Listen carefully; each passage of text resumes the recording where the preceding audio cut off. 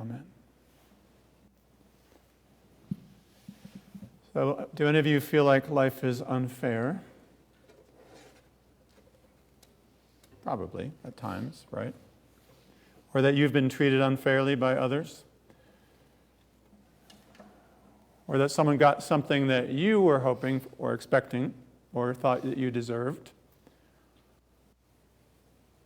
Or you didn't get what you wanted in life?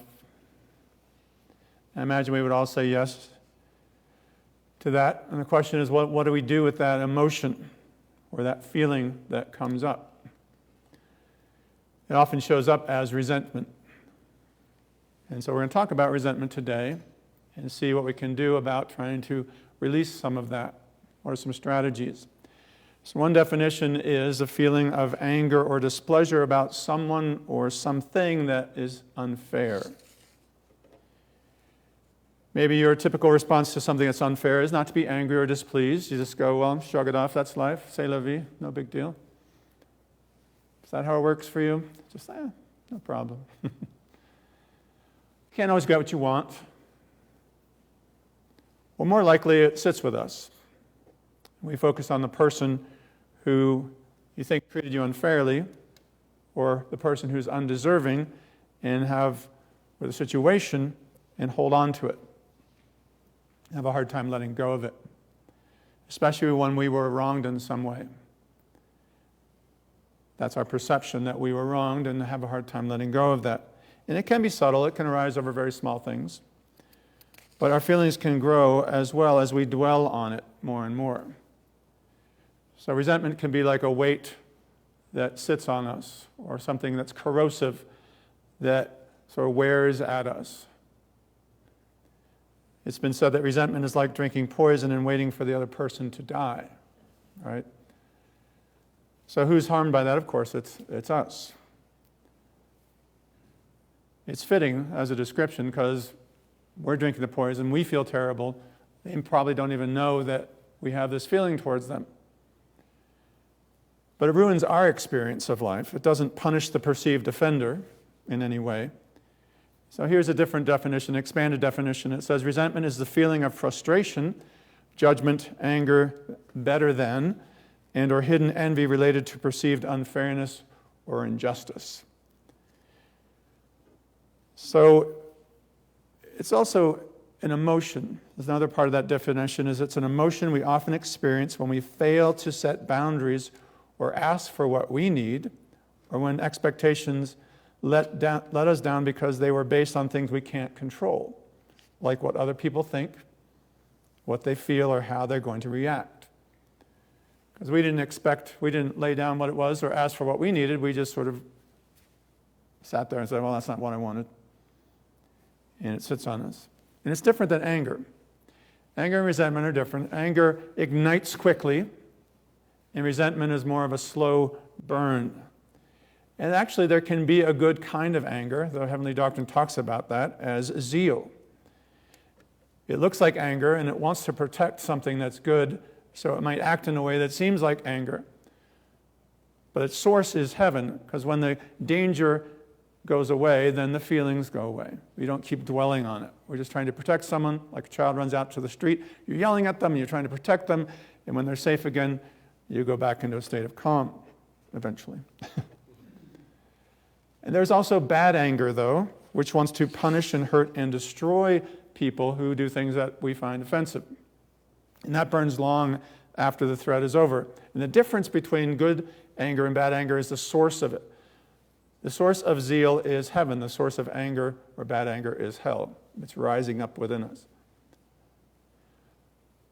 I've never heard anyone talk about good resentment, though. Have you ever heard that? No. No one says, oh, it's a good kind of resentment. Yeah, it's the right kind to have. So unlike anger, again, which tends to be shorter term, resentment lingers, and it pitches its tent and it sticks around unless we address it in some way. So what I want to do today is look at several stories from the Lord's Word about how this plays out when we have resentment and we don't do anything about it. And people experience resentment in these stories, and you might ask yourself, why are they experiencing resentment? What is the issue? Who's actually suffering in the story? And what can be done about it? So you heard the story of Joseph and his brothers. Joseph is the next to youngest brother of 12, and he has all these older brothers, and he was born of Rachel, who Jacob loved. His father loved him, and the text says that. He loved him more than his other sons and gave him a tunic of many colors. And so the brothers were jealous, right? They hated him, it says, and they could not speak peaceably to him. In addition, Joseph had dreams about various things, bowing down, sheaves bowing down to him. And he told his brothers and his father and mother about these things. And the sun and the moon and the stars bowing down to him and so forth. And they say to him, will you have dominion over us?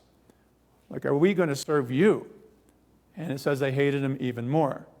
And his brothers envied him. So older brothers are thinking, well, we're older, we should have respect, we're better than him, we should be treated differently than that. But Joseph really didn't do anything wrong, did he? Joseph didn't do anything wrong. His father might have done something wrong by loving him more and treating him special, giving him a tunic of many colors that stood out like, this is the one I love, right? But Joseph didn't do anything. His father loved him more. So the brothers were jealous, they envied him, and they threw him into a pit. And he was pulled out by Midianite traders and sold to Ishmaelites and was sold into Egypt. So this illustrates what happens when we let resentment take hold of us. It begins as irritation, right? And it grows and can become hatred for somebody else. And it can end up in a hurtful reaction to somebody else, to hurting them in some way. And we can end up losing that relationship or hurting that relationship. It can happen in close relationships. Something starts to bother us, starts to resent it, we start to get angry about it, and we might actually act out on it. So you can see that in the story. That's what happens with Joseph and his brothers. But notice later in the story, Joseph becomes second in command in all of Egypt, and his brothers come down to ask for grain and for food, and he becomes in a position of power over them. And I think that's interesting, because if we harbor resentment, we are giving people power over us. When we resent someone else, we are giving them power over how we feel. They take up residence in our head, and it saps our energy, and it's like drinking that poison. It affects us. So resentment sets in and occupies our mind, and it controls us, and it relives it over and over again. About the story of Cain and Abel. Cain and Abel were brothers. Cain was a tiller of the ground, and Abel was a keeper of sheep. And they both made offerings to the Lord, and Abel's offering was accepted, and Cain's offering was not. And Cain became very angry, and he rose up, and he killed his brother Abel. Now, this story has a symbolic value as well, which Cain represents our faith, our belief system, and Abel pictures charity or kindness or doing what's good. And they are brothers of our spiritual life. In the story, faith or Cain kills Abel. Faith kills charity. Faith alone, separate from a life of love that harbors negative feelings towards somebody, can destroy charity in us.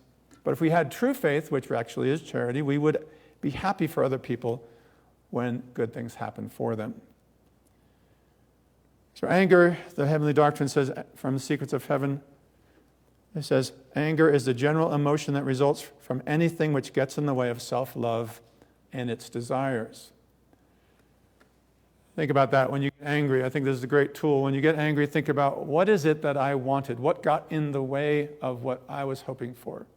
That's where anger comes from. Like, I wanted this to happen, it didn't happen, so I got angry. My working definition of that is, you're at home, we have small children, you want to get to school, and suddenly they spill a bowl of cereal on the ground, and there's a mess. So you get angry about it. Why? Because you wanted to have an easy morning where everything went well and you just were able to take the kids to school without having to stop and clean this mess up and be embarrassed because you were late and so forth. So what is it that got in the way of what you hoped for? So what is in the way of getting what we want? In the story, it's not Abel. Abel was not the problem, right? Abel gave his gift to the Lord. The Lord accepted it. Cain gave his gift that was not accepted. It was something inside of him that was the issue. So why do I not get what I want? I blame you for my feelings of inadequacy instead of looking inside of myself and going, what is it that I need to work on? So we end up losing our brother. We end up losing a connection.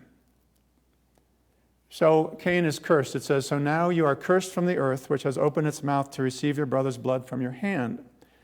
When you till the ground, it shall no longer yield its strength to you. A fugitive and a vagabond you shall be on the earth." So notice the case that Cain is cursed, which pictures that Cain is alienated. That's how we feel towards the person when we have resentment toward them. Resentment is called a silent killer. As we let it stew within us, it sort of eats away at us and helps us. Well, it doesn't help us. It alienates us from other people. It could be your partner. It could be anyone that you experience something negative with, and that experience starts to slowly grow and drive a wedge between you. And it's not productive. Cain could not till the ground, it says. The relationship can't be productive as long as we're holding on to resentment. Nothing good can grow from that. Then we heard this morning about the story of the parable of the laborers in the vineyard. The landowner went out to hire workers to work for his vineyard. He hired them in the early morning at 6, and at 9 in the morning, at noon, and at 3, and at 5. And around dinner time, he went out to give them what he had promised them. And those who had worked all day long resented those who worked fewer hours. They figured that, well, we worked harder than you. We deserve more. But in the story, the landowner says, well, that's what you agreed to. We were happy with what we agreed to. The first person that came, Jesse, was happy with what he was promised, right? Until we start to compare it to what other people get. So comparisons, that's a good thing to throw into this conversation. How often do we compare ourselves with other people, with what they have, what they get, what their promotions are, other kids are, or whatever we look at in them and say, oh, they have something that I don't have. So we compare. And we start to feel contempt for them because they have something I don't have. So comparison can be a huge source of resentment. We were happy with the deal until we saw something different.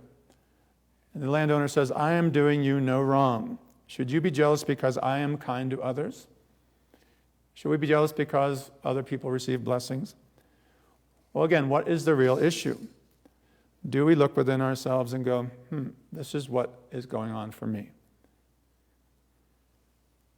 I love the story of the prodigal son as well. The prodigal son, the father had 2 sons. The younger son asked for his inheritance. He went off and he wasted it on prodigal living, riotous living. And he came to his senses. He realized that he didn't have anything and was going to return to the father. He has another son who was at home. He was always doing the right thing, didn't run off and waste everything. But that father accepted him, and he celebrated him coming back. And the older son had resentment because I was always doing the right thing, and you never threw a party for me. Like, I'm always here. I'm always being good. How often do we feel that way? Like, look at me. Why? Why don't I get what I deserve? And that can turn into contempt and resentment as well. But the father says, rightly, we should celebrate. We should celebrate. He was lost and was found. What we tend to do in that situation is lose sight of all the good that we do have. The older son had everything he needed.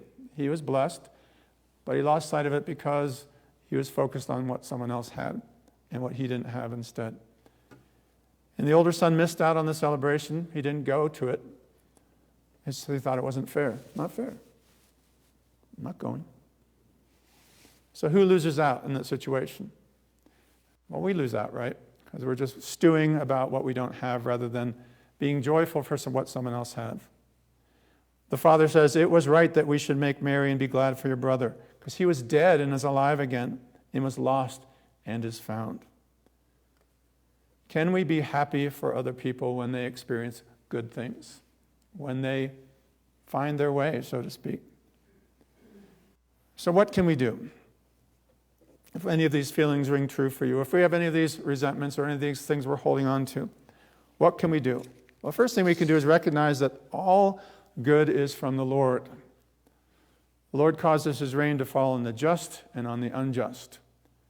We can't judge someone else's external circumstances and decide what they should get because of that. Wealth is one of those things where in our world people often believe, well, if you live a good life, If you do the right things, the Lord will bless you with abundance, and you'll be wealthy and everything will be great. The Lord actually says that riches can be actually a curse for some people. So it wouldn't be a blessing for them to have riches. It's that idea of a prosperity gospel that if you live a life of faith, the Lord will bless you with earthly riches. The Lord is not promising that. If you look around you, this world is not fair according to what we're looking at. But the Lord sees eternity, looks at the big picture. The true blessings of life are hard to see in other people. It's hard to tell what it is that they're really receiving that is good and useful. The second idea is be loving. I said that definition earlier. To feel the joy of another as joy in oneself. That is loving. When we can feel happy because someone else is happy, that's what love is. There's another word, I don't know if I'm pronouncing it right, schadenfreude. Ever heard of that word? That's the opposite of what the writings say, is when we get pleasure because of someone else's suffering. We're happy because they are miserable. Not a great idea. So we have to work sometimes to foster that joy within ourselves for somebody else. We need to be intentional about releasing resentment, which means we need to ask the Lord for help. With the Lord, all things are possible. Without the Lord, we can do nothing. So we need to partner with the Lord, ask for His strength, and choose to begin releasing resentment. It's going to be a process. You might see it rising up again, but just work on it, ask the Lord for help, and begin to actively wish well for somebody else. I had a classmate in the school. We had the same workload, the same amount of work to do. And my perception was that they're always goofing off, never working on their schoolwork. And there I am in my office, always working diligently, hard at work. And I'm starting to get upset. Like, why aren't they here? Why aren't they doing the work? I'm here.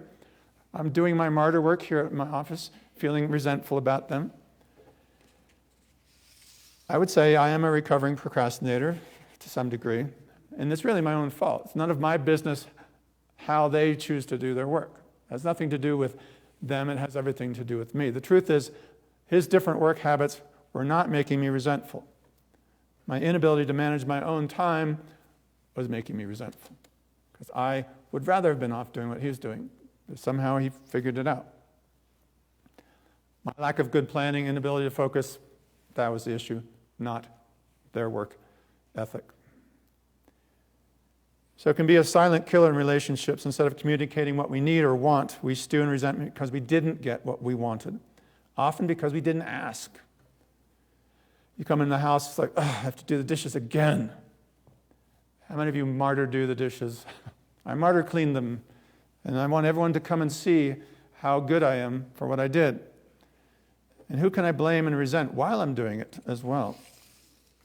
What's the problem? I didn't ask anyone to do them, did I? I didn't set up a schedule. I just had expectations that someone would do them. So I had premeditated disappointment. I had premeditated resentment because I didn't speak about my expectations. If we communicate and follow up, we have a different story. Brené Brown, in her book Atlas of the Heart, writes this about her strategy for dealing with resentment. She says, now when I start to feel resentful, instead of thinking, what is that person doing wrong? Or what should I be doing? I think, what do I need but am afraid to ask for? What do I want but I'm not asking for? It's interesting, the word resentment means to re-feel something. So we're re-feeling it, and we're re-feeling it over and over again. And that's what we're doing with resentment. It's interesting that in the big book of AA, Alcoholics Anonymous, it says resentment is the number one offender to self and ego. It destroys more alcoholics than anything else. It says anger happens in a moment, and resentment is the replaying of it over and over again. You know what happens when you play it over and over again? You feel all those feelings over and over again, whether they're stress, whether they're anger, whether they're upset, you get to relive it. Resent, re-feel it. So don't focus on what someone else needs to do so that you can let it go. Focus on what you can do to change our own behavior to let it go. I'm sure many of you have heard this this before, but it says an old Cherokee told his grandson about a battle that goes on inside of people. He said, "My son, the battle is between two wolves. One is evil. It is anger, envy, arrogance, resentment, and superiority. The other is good. It is joy, peace, humility, compassion, and faith." The grandson thought about it for a minute and then asked his grandfather, "Which wolf wins?" The old Cherokee simply replied, "The one you feed." So which one are we going to feed? Which one are we going to bring out in our life? That will be the difference. So what I invite you to do for today is to notice and appreciate what we do have in our lives. Focus on what we can be grateful for rather than what we don't have or what we're missing out on. Just try that today to count your blessings. See if that doesn't begin to unravel this a little bit. And whether you do in the morning or at night in prayers, enumerate things you're grateful for to the Lord. That story of the children of Israel in the wilderness gathering manna each day, just those little bits that make enough to eat, to sustain them. It's a beautiful example to hold in your mind as I just got to pay attention to all the little things in my life. That will be enough for this day. Amen.